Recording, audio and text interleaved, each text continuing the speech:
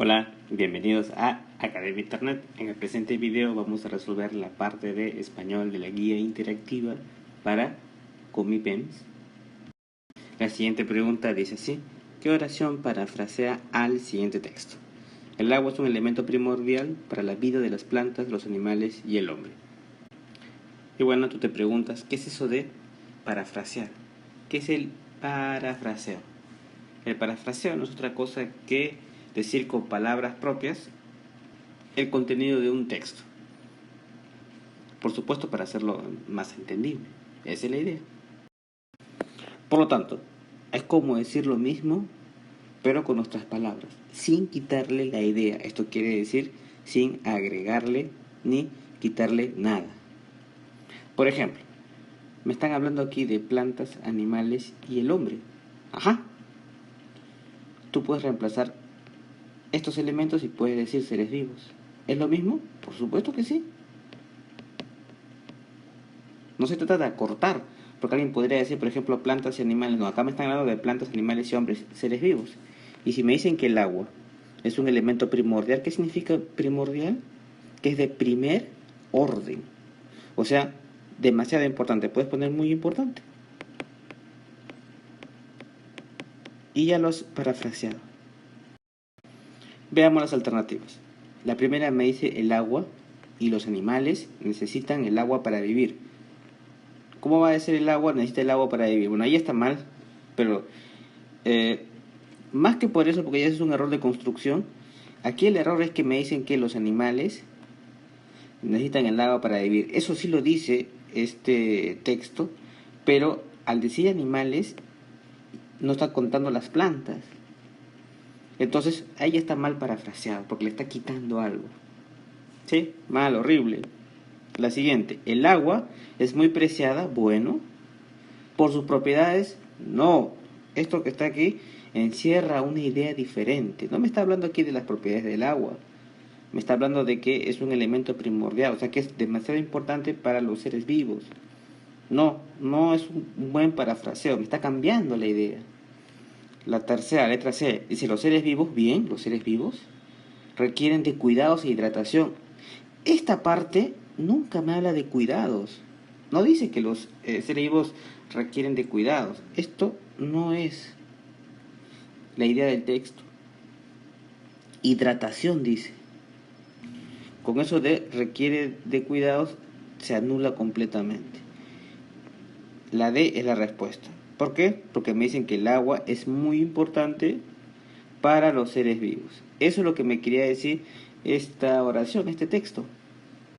Pero lo hemos explicado con nuestras propias palabras. Hemos evitado términos técnicos, como por ejemplo elemento primordial. En lugar de decir elemento primordial decimos es muy importante, lo mismo.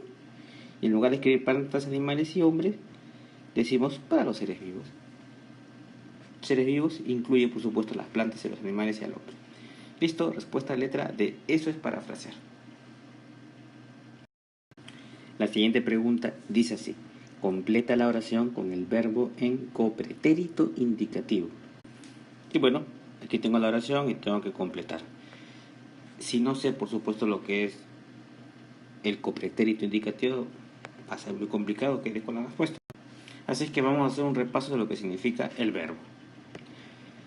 El verbo es una clase de palabra con la que vamos a expresar acciones, procesos, que afectan no solamente a las personas, sino también a las cosas. Veamos un ejemplo. Rubén estudia todo el día. Estudia es el verbo y está representando una acción. Ahí está expresando la acción de estudiar.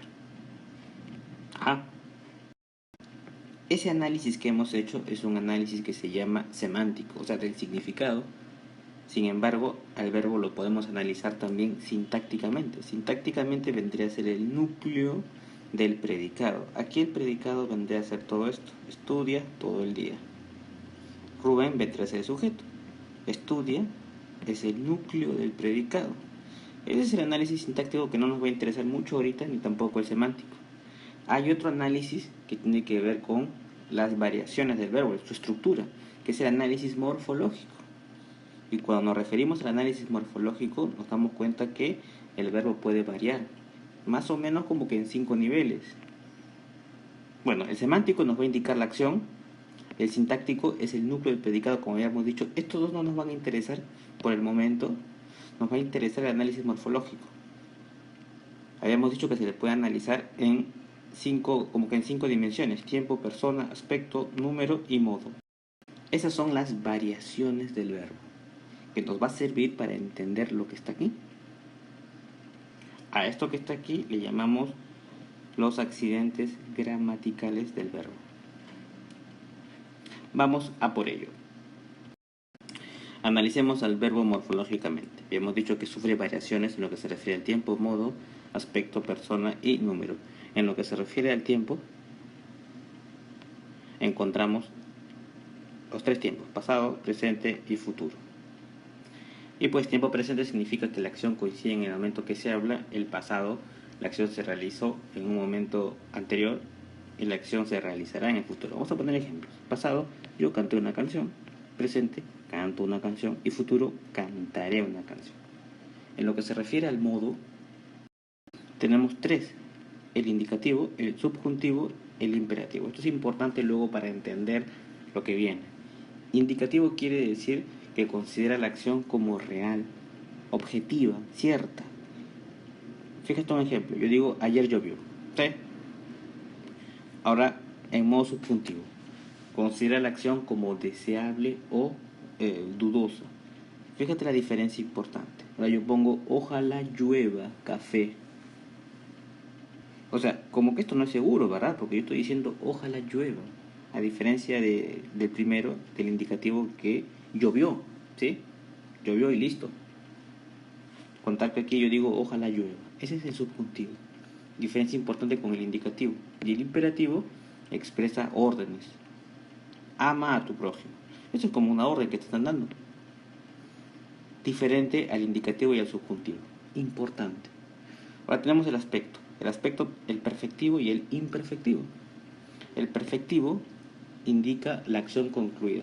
¿Sí? Por eso es perfecto. Y el imperfectivo, acción no concluida.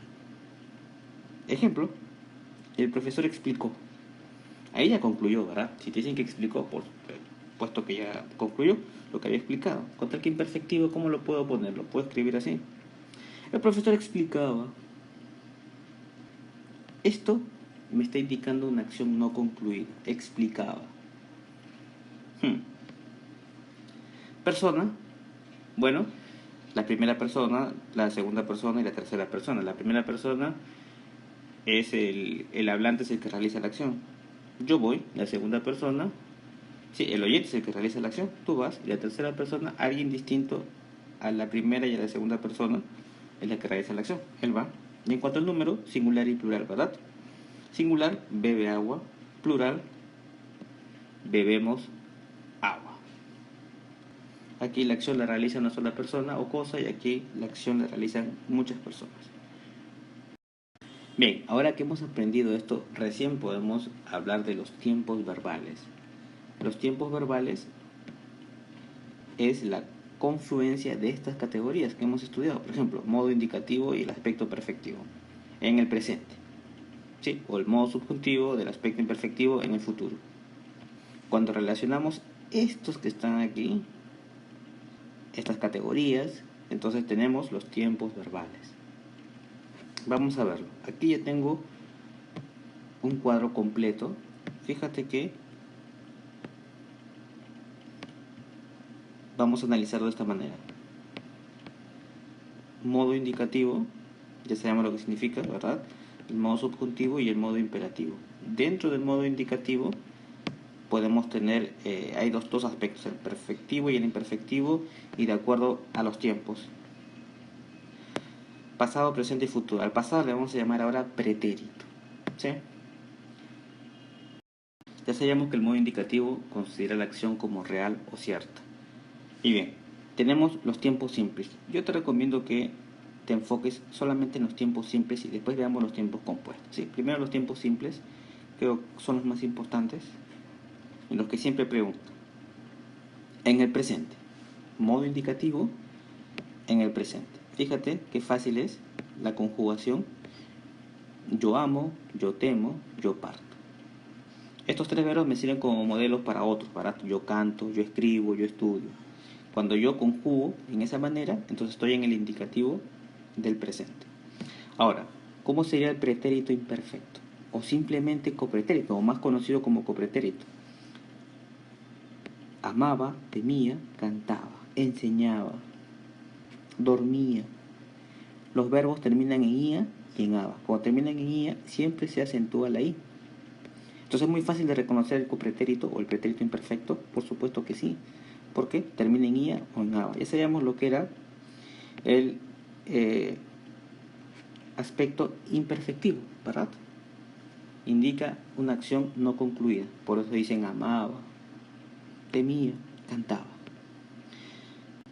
Lo reconozco por esto. Recuerda, copretérito es el que más preguntan. Bueno, luego tenemos el pretérito perfecto simple o pretérito. Fíjate que tiene el aspecto perfectivo, el pasado de toda la vida, el pasado simple. Yo amé, yo temí, yo partí. Luego tengo el futuro o futuro simple. Amaré, temeré, partiré, del indicativo. Y luego el condicional, bueno, este es nuevo, que le llaman el postpretérito. Y lo reconozco también bien fácil porque los verbos terminan en esto. Amaría, temería, partiría, iría, ¿sí? Bueno, luego tenemos en el modo subjuntivo, que ya sabíamos que considera la acción como deseable o dudosa. Entonces en el presente sería yo ame, tema, parta. Ojalá parta mañana, ¿verdad? Nadie sabe. Bueno, pretérito imperfecto, ya sabemos que era el copretérito. Amara, ojalá, amase. Amara o amase, ¿verdad? Para el verbo amar, la conjugación. Y el futuro, amare. ¿Sí? Y luego tenemos el modo imperativo, solamente para el presente. ¿Sí? Ama, ama a tu prójimo, ¿verdad? Es una sentencia, como una orden. Teme, teme a Dios, parte. Estos son los más importantes y los que tienes que recordar, los tiempos verbales. Solo es cuestión de repasarlo y ponerlo en práctica. Bueno, los tiempos compuestos se llaman así porque fíjate que el verbo tiene un auxiliar, el verbo haber. Para el pretérito perfecto compuesto le llaman el antepresente ahora, es el he amado, he temido, he partido. Estamos conjugando el verbo amar, temer y partir. Luego tenemos el pretérito pluscuamperfecto, tiene sus propias categorías que le llaman antecopretérito. Había amado, había temido, había partido. Pretérito anterior, antepretérito. Hube amado, hube temido, hube partido. Fíjate cómo está compuesto el verbo. Futuro perfecto, habré amado, habré temido, habré partido. Y el condicional perfecto, habría amado, para el verbo amar, para el verbo temer, habría temido, y para el verbo partir, habría partido. Luego el pretérito perfecto compuesto, haya amado, haya temido, haya partido. Y el pretérito pluscuamperfecto, hubiera o hubiese amado, para el verbo amar. El futuro perfecto, hubiere amado. Insisto, aquí los más importantes son los tiempos simples, que son los que te van a preguntar en el examen. Bien, con toda esta información ya de sobra podemos responder la pregunta. Me dicen, completa la oración con el verbo en copretérito indicativo. Yo sé que ya te acuerdas tú. ¿Dónde está el copretérito indicativo? Acá está. Copretérito, lo vamos a marcar, indicativo. Porque también tenemos el copretérito, pero en el subjuntivo, que es diferente. ¿Cómo es copretérito en el indicativo? Ajá, el verbo tiene que terminar en ia o en aba. Fácil. ¿Quién termina en aba? Este. Entonces es copretérito del indicativo, estudiado. Estudio vendría a ser el pretérito perfecto simple o pretérito estudiará futuro y estudiaría. Ojo, este es el condicional. Respuesta, por lo tanto, estudiaba.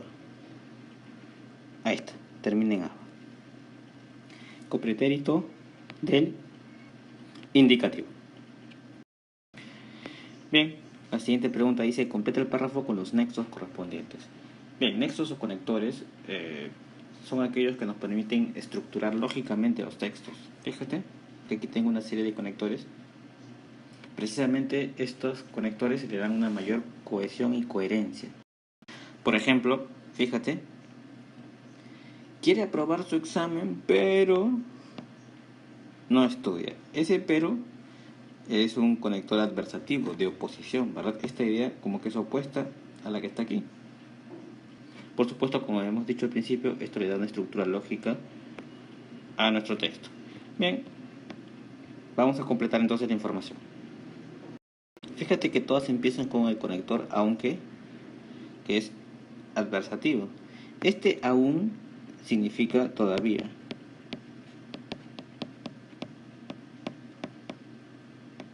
Entonces, si dicen aunque, si empiezan con aunque como es adversativo, yo voy a tener que pensar que lo que viene como que es opuesto, por supuesto.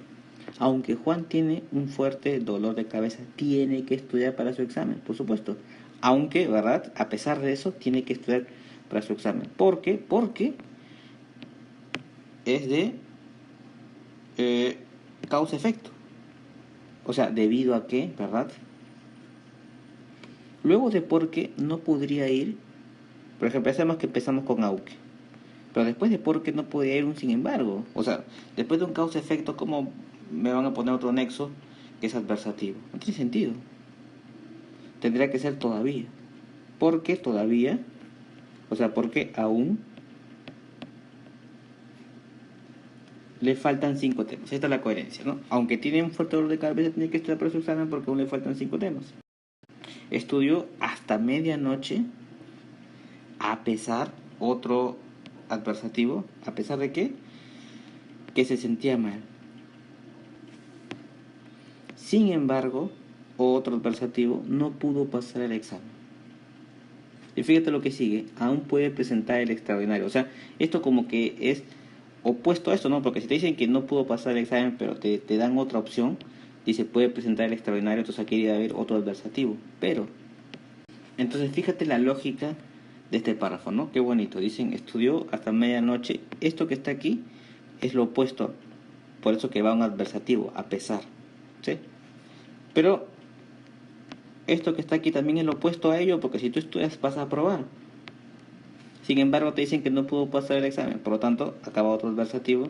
Y finalmente, esto es como que opuesto a aquello, porque dice que no pudo pasar el examen, pero aún puede presentar el extraordinario. Todos son adversativos. Ahí está. Respuesta, letra A. ¿Listo?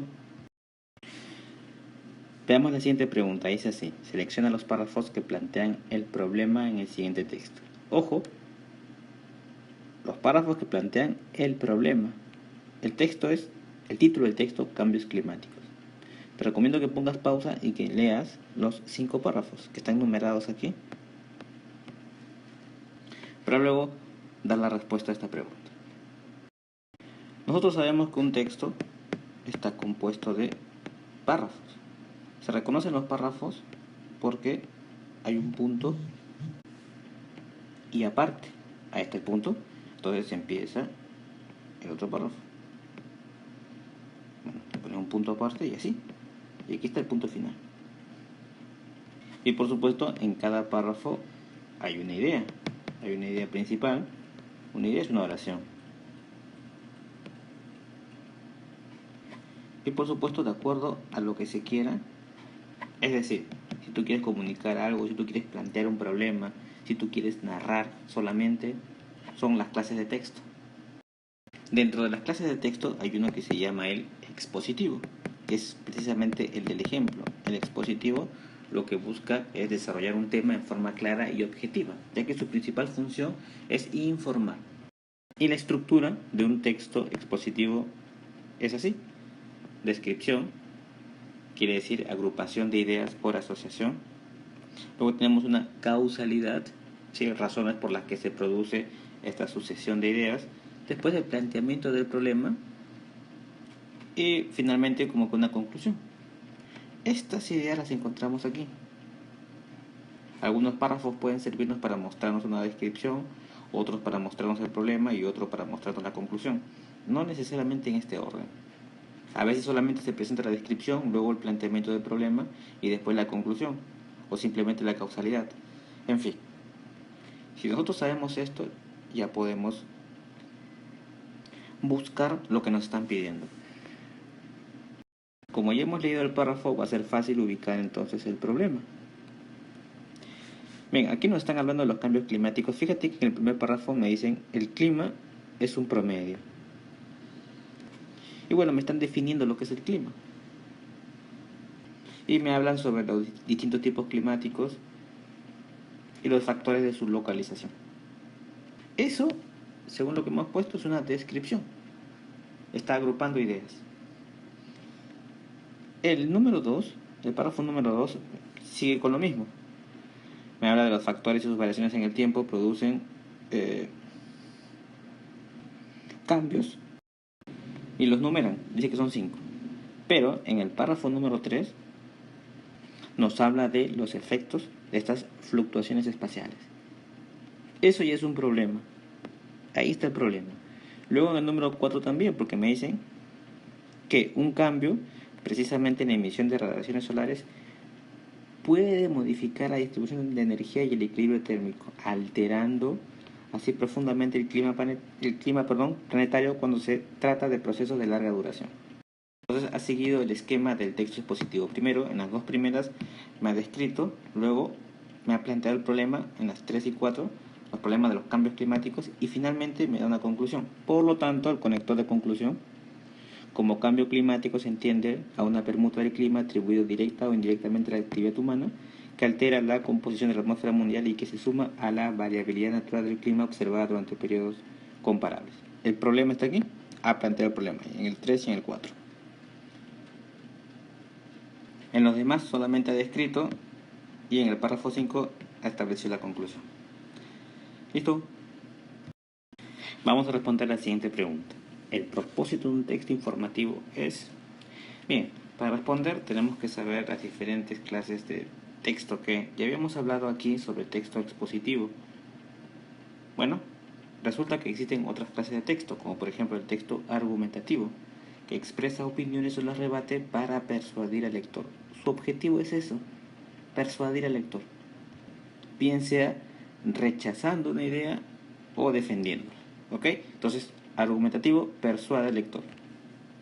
El texto descriptivo explica las características de un objeto, persona o lugar con el objetivo de desarrollar la capacidad de percepción. Mediante una descripción se crea una imagen mental, ¿verdad?, sobre las características de ese objeto. Bueno, luego tenemos el texto expositivo del que ya habíamos hablado. Desarrolla un tema en forma clara y objetiva, ya que su principal función es informar. Luego tenemos el texto narrativo, que plantea hechos reales o imaginarios que se desarrollan en un espacio-tiempo específicos y tiene como objetivo satisfacer las necesidades de crear a través del lenguaje. Aquí no se busca informar ni tampoco persuadir a nadie de nada, sino es un instrumento de expresión de sensaciones, opiniones y fantasías personales. Y el texto informativo informa de un hecho particular, una noticia simplemente. Su finalidad es dar a conocer una situación, diferente al texto expositivo. Entonces, el propósito del texto informativo es simplemente dar a conocer un hecho o situación, como cuando leemos una noticia en el periódico. ¿Listo? Respuesta entonces, letra C. La siguiente pregunta dice así: ¿cuál nexo se utiliza para introducir la conclusión de un texto? Ya habíamos hablado sobre los nexos y aquí tenemos una lista con los más importantes. Por ejemplo, tenemos los aditivos que expresan suma de ideas, los adversativos, ¿sí? Que son también llaman opositivos, ¿verdad? Expresan diferentes relaciones de contraste. Causa-efecto, causa o consecuencia, ¿verdad? Bueno, los comparativos, que son los que señalan algún tipo de semejanza entre los enunciados. Los reformulativos indican que un enunciado posterior reproduce total o parcialmente bajo otra forma lo expresado en enunciados anteriores. Y luego tenemos los ordenadores que señalan diferentes partes del texto. Aquí me están pidiendo para introducir la conclusión del texto, la conclusión de un texto. Entonces me están hablando del cierre de discurso, ¿verdad? Comienzo de discurso, por ejemplo, puedes utilizar estos nexos. Bueno, bien, ante todo, para comenzar, para el cierre del discurso, en fin, por último, en conclusión, finalmente. Ahí está. Acá tenemos otros, ¿verdad? De transición, los temporales, digresión o espaciales. Bueno, me están hablando de uno que cierra el texto prácticamente. Entonces sería finalmente. Ese es un nexo de orden. Listo, respuesta letra B. La siguiente pregunta dice, ¿cuál efecto pretende transmitir el anuncio? Bueno, tenemos ahí una imagen. Luego, el enunciado dice así, ¿tienes sed? Prueba refresca, limonada que sí sabe a limón, tómala ya. Compártela con tus amigos y familiares, no hay nada mejor. Y bien, aquí en principio, fíjate que me preguntan sobre si tienes sed. Entonces que pruebes el refresco que sí sabe a limón. Esto quiere decir que es calidad. Por supuesto, aquí también está resaltado en negrita, no hay nada mejor. Eso indica la calidad del producto. Lo de compartir con tus amigos y familiares parece una idea secundaria. Dice disfrutar en compañía, no te dice que disfrutes en compañía. Sentirte sano, no. Interesar para innovar la dieta con una bebida de limón, para nada. Quitar la sed, por supuesto, al probar una bebida de calidad. Ahí está.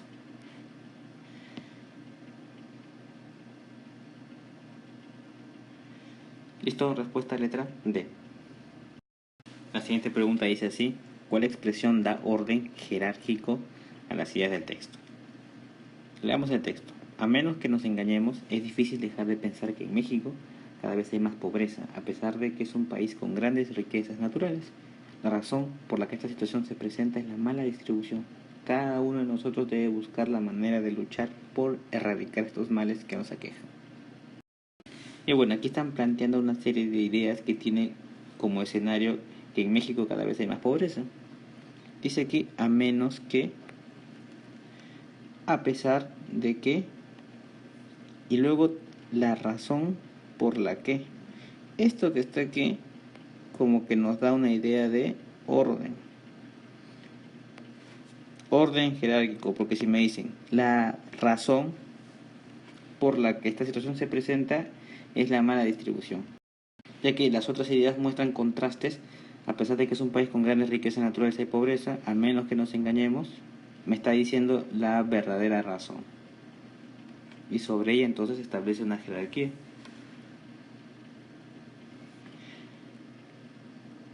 Por lo tanto, acá esa expresión me va a conectar precisamente o me va a brindar esa idea de jerarquía, de orden.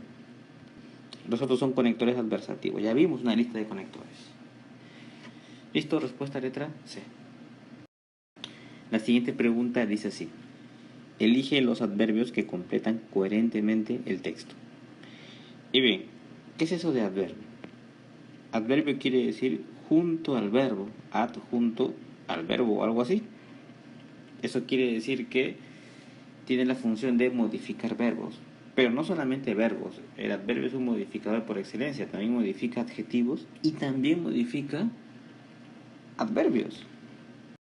Y tiene una característica bien especial, que es invariable. ¿Cómo así que no varía? Vamos a poner ejemplos. Pero antes, una lista con los principales adverbios. Tenemos adverbios de tiempo, de lugar, de cantidad, de modo, de afirmación, de negación, de duda. Y bien, pongamos un ejemplo, por ejemplo, con el adverbio medio. ¿Es correcto decir media loca o medio loca? Ahí está. Habíamos dicho que es una palabra invariable. Esto quiere decir que no varía en género ni número. Entonces, el adverbio es medio, adverbio de modo. no cambia. Esto es lo correcto. Decir media loca está mal. Otro ejemplo. Llegaron medios enfermos. Eso por supuesto está mal. ¿Por qué? Porque habíamos dicho que el adverbio es invariable. Entonces tú no puedes ponerle plural. Debe ser medio, nada más. Llegaron medio enfermos. Ahí está. Bien, ya tenemos información de sobra para responder esta pregunta. Entonces, me dicen que elija los adverbios que completan coherentemente el texto. Vamos a empezar con un adverbio de negación. Tampoco la tierra es así, ¿verdad? Debe ser aquí. Tampoco la tierra es así como la ves. Ajá, así es un adverbio de modo. Vamos a marcar los que están aquí. Daba su buena milpa y nadie pasaba hambre en San Andrés. Luego, debe ser luego, ¿verdad? Vino la cal. Luego es un adverbio de orden. Indica el orden en que sucede la acción. ¿Lo hemos puesto aquí? Bueno.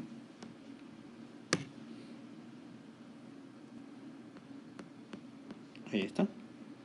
Luego, antes, ¿verdad? Después. Ahí está. Vino la cal y nos saló a toditos. Cuando Saturnino levanta la presa y haya harta agua, ya verás cómo vuelve a dar sus cosechas de antes. Todo es según el cristiano se porta. Si es dañero y malo, hasta la tierra que pisa se acaba. Bien. Respuesta letra A. Bien, la siguiente pregunta me dice, los 3 puntos seguidos se usan cuando... Los 3 puntos seguidos se refieren a los puntos suspensivos, ¿verdad? Y estos indican una pausa que crea como una expectación, ¿verdad? Suspenso. Bien, acá hemos recolectado 3 usos, ¿verdad? De los puntos suspensivos. Por ejemplo, cuando se habían palabras que se sobreentienden. Si yo te pongo de tal palo, se supone que lo que viene es tal astilla, ¿verdad? Tal palo, tal astilla, es una frase conocida. Otro, cuando se quiere crear precisamente suspenso a través de un estilo entrecortado. Por ejemplo, pasó todo muy rápido, estuvo muy fuerte. No quiero continuar. Nos deja como un suspenso ahí. ¿Qué pasó? Luego se usa al final de numeraciones abiertas e incompletas. Los números naturales son, bueno, como si fuese un etcétera, ¿no? O algo así. Bien, aquí la respuesta entonces dice los 3 puntos seguidos se usan cuando termina un párrafo. No, ahí se usa el punto y aparte.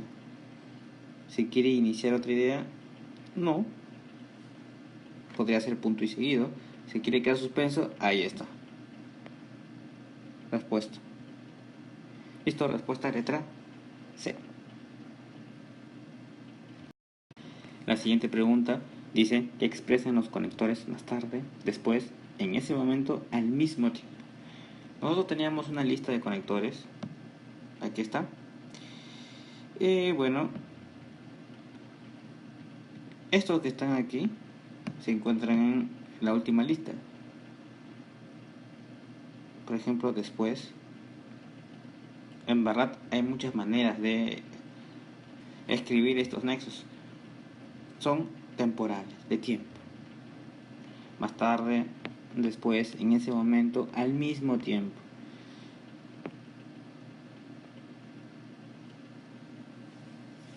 Respuesta letra B.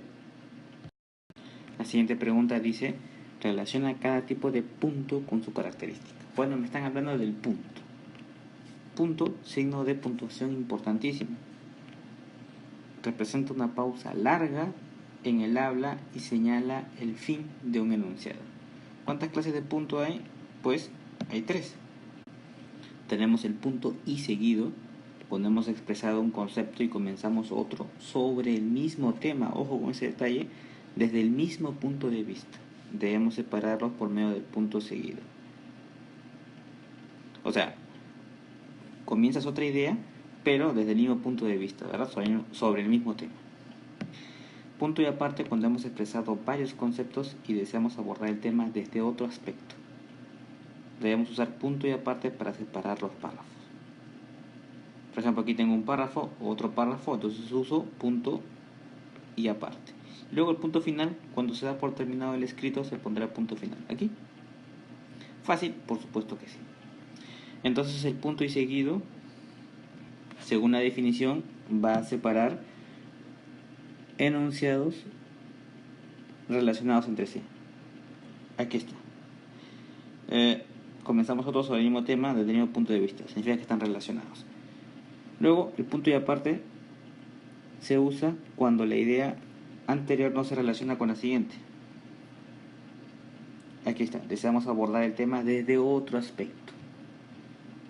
Y el punto final se emplea cuando se terminan las ideas del escrito. Por lo tanto, la respuesta tendrá que ser la letra C. Uso del punto. ¿Listo? Bien chicos, hasta aquí la parte de español de la guía interactiva ComiPens.